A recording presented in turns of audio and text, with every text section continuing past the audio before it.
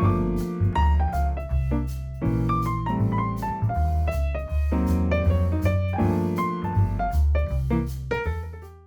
y a 2-3 jours, il y a un ami qui est venu me voir, il gère des portefeuilles en Israël, et lui, il s'occupe d'un compte en banque qui gère.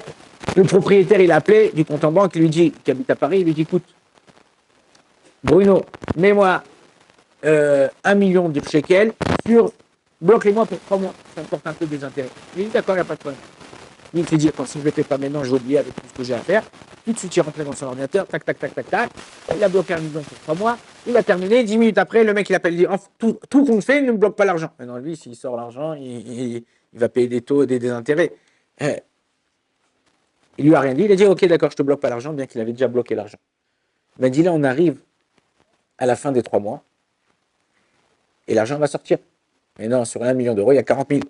1 million de shekels, il y a 40 000 à prendre. Il a dit, c'est pour qui les 40 000? Pour moi, pour lui, il ne voulait pas les bloquer. Et moi, s'il m'aurait dit, vas-y, je vais acheter un appartement, j'ai besoin d'1 million, j'aurais été obligé, lui, de lui débloquer de moi-même ou quoi.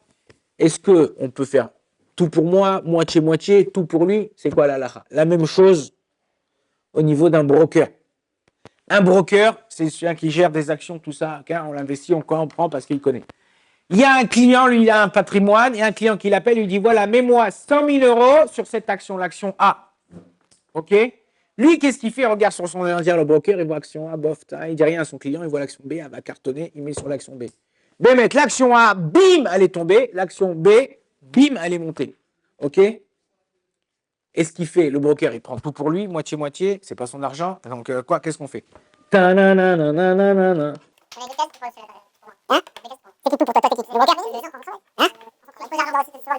La halakha, comment elle se gère chaque chose. On dit il faut chercher la source de la halakha.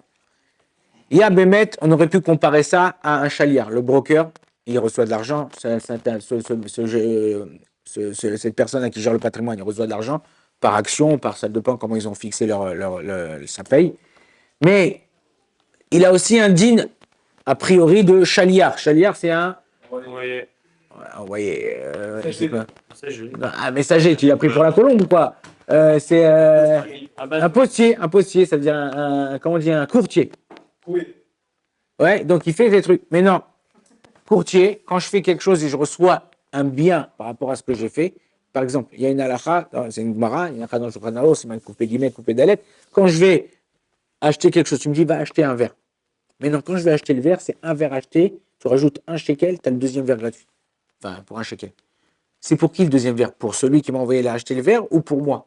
Ben, c'est moitié-moitié. Pourquoi? Voilà. Parce que quand j'achète le verre, j'ai eu un bienfait et il y a une marquette entre Rachi et Rif pour pouvoir savoir à qui ça appartient. Est-ce que tout est à lui, puisque lui, il m'a envoyé, c'est son argent.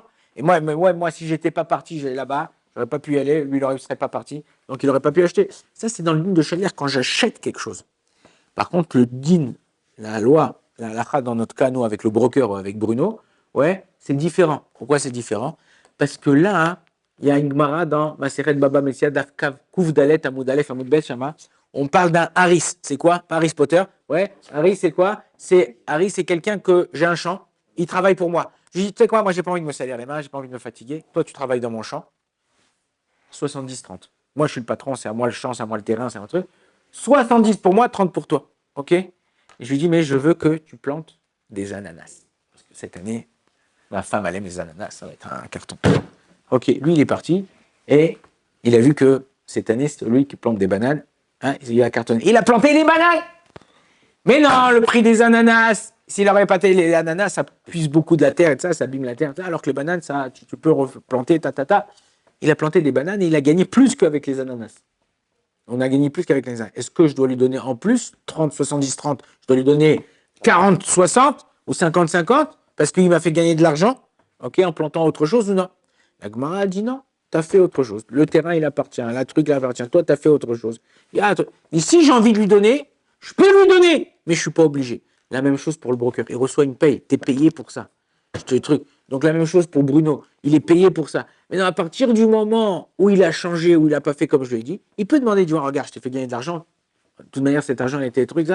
Il veut lui donner, il lui donne. S'il ne veut pas, la Gemara, elle dit, Elno alav et la taromet, le Shulchan Aruch, il est posé que la halacha comme le Rambam, qui est posé comme ça. Il y a une marloquette là-bas, Bémet, mais pour le Shulchan Aruch, Rambam, ça, il est posé que la halacha, que c'est comme ça que Bémet, tu aurais dû écouter ce qu'il t'a dit, tu n'as pas écouté, tu as fait. Donc dans ces cas-là, tu n'es pas obligé de lui donner, et l'autre, il peut pas prendre ni moitié-moitié, ni quoi que ce soit. Bon, Radona, il est là, Amen, Amen.